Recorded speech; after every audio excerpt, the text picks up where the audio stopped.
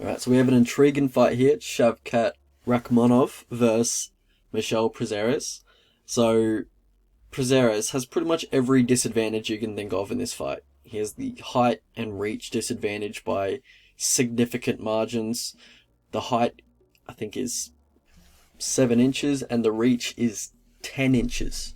So a 10-inch reach advantage for Shavkat. And he's 13 years younger than Prazeres. And I bet he has quite a sizable leg reach advantage as well. I mean, you just look at the... those images aren't to scale, but if you just look at how these guys are built, like, Shavkat's going to have much longer legs. And Prazeres, he's coming off the juice. You know, he got popped for USADA. He's been out for a while. He's been out for over 2 years, 28 months. So how's he going to look? You know, it's he was looking good before that, I guess. You know, before the Austrian Wonderboy fight, but it's a big question mark around how he's going to show up here. Quickly break down the strike into these two. So for Shavkat, he likes fighting on the front foot. He likes using a lot of feints to kind of keep himself on the front foot. And he does have good range control. Likes using footwork to avoid strikes. He stands very tall, has his hands low, doesn't move his head too much. Wouldn't say he has the best strike and defense. So he does need to watch out for that. Because Prazeres, he will be throwing those overhands, and he throws everything into those overhands. Like, he puts his whole weight behind those overhands, and you just don't want to be caught by one of them. It's a lot of question marks about his power. Is he that powerful? Probably not, but you just don't want to be hit with that kind of strike clean, and that's generally how he gets hit. He gets hit clean. Yeah, he's there to be hit, honestly.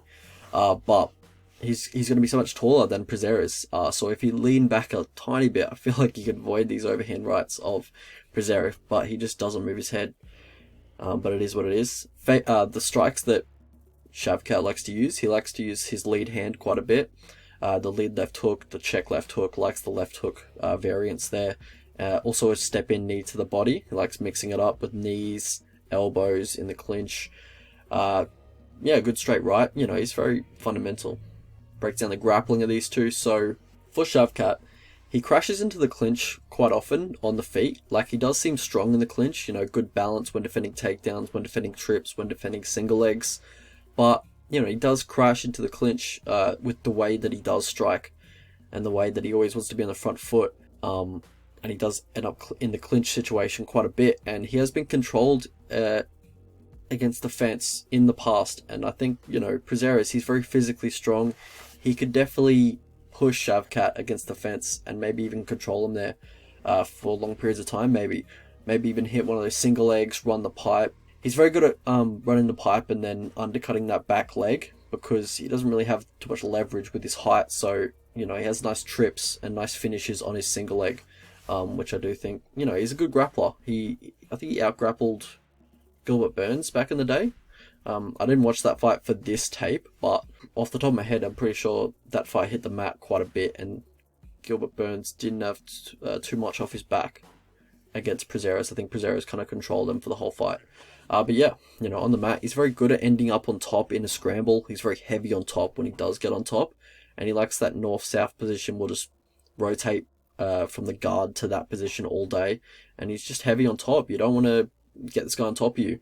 For Shavkat, he's more of an aggressive grappler with his submissions. He likes the guillotine in the clinch. We saw that in the Alex Cowboy Oliveira fight. Also likes standing up, posturing up in guard, and throwing straight punches with ground and pound. But yeah, he jumps guillotine a lot, which is not advisable against Prazeres in my opinion, but he does like that jump guillotine, so it's something to watch out for in the future. It's just not the highest IQ move in MMA and just in UFC. Like, it's dumb. Like, you got to call it out for what it is. Bottom position is just not the move in MMA anymore, and unless you're Damian Maia or Brian Ortega, you really shouldn't be jumping guillotines unless the dude is super novice on the ground. You just shouldn't be jumping guillotines at all. But yeah, it is what it is. How these guys win fights? Prazeres, he's a legit Brazilian Jiu-Jitsu black belt with good takedowns. He has a good takedown game.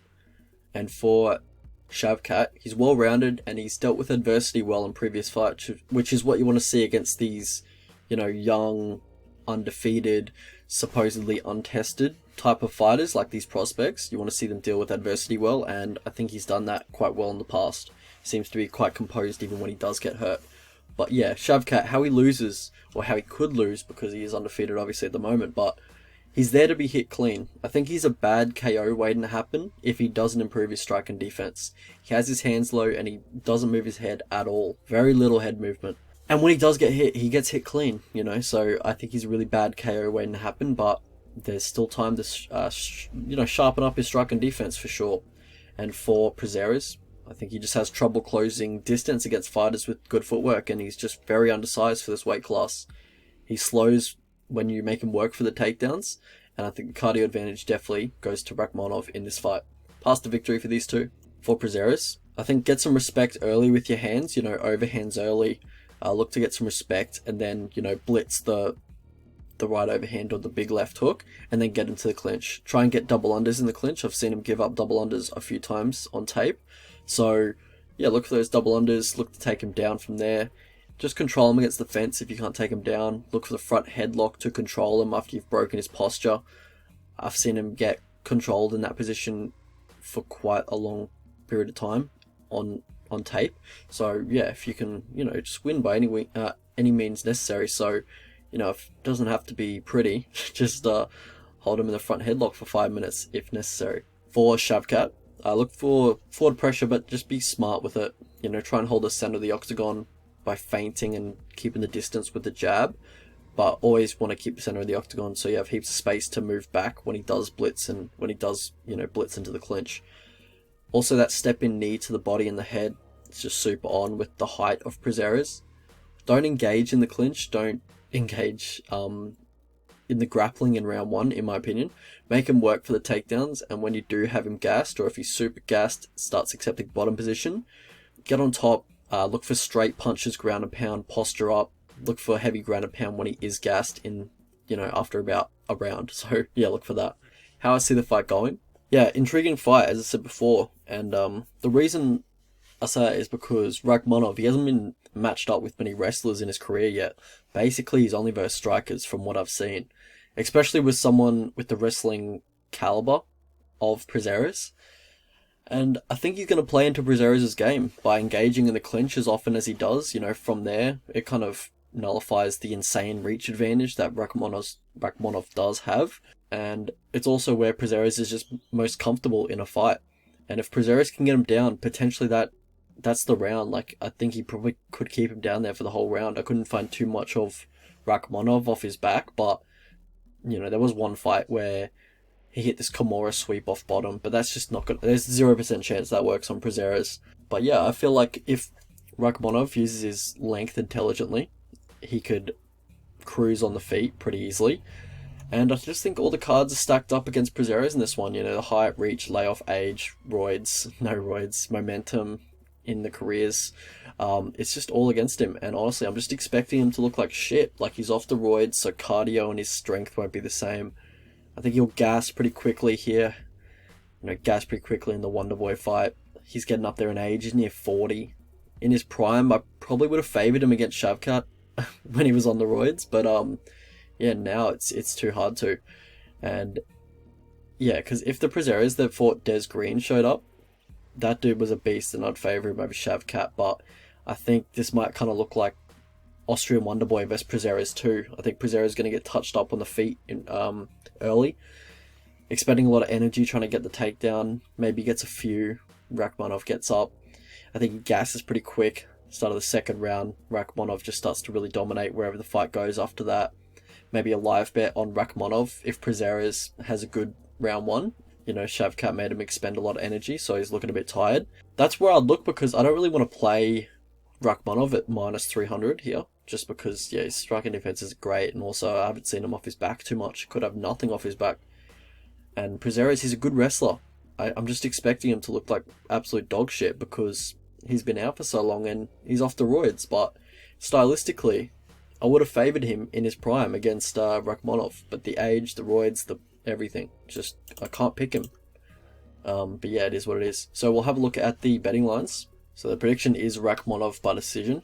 Yeah, I think he wins a good chunk of the time. One bet I was looking at was Rakhmonov by decision because I'm expecting it to be quite quite, good value, because Rakhmonov, he's finished all of his wins, and I don't think Prazeres has ever been finished, but he's he's durable. He might pull guard if Rakhmonov does hurt him on the feet. But yeah, I can see him going the distance here. But yeah, so Rakhmonov by decision, if that's like plus 220 or $3.20, I'd hit that. Prazeres, if he got to like $3.50, I'd play him small or plus 250. Just because, yeah, it's a good stylistic matchup for him, but I'm just expecting him to look like absolute garbage, and I wouldn't bet a big at this age, just and this stage of his career.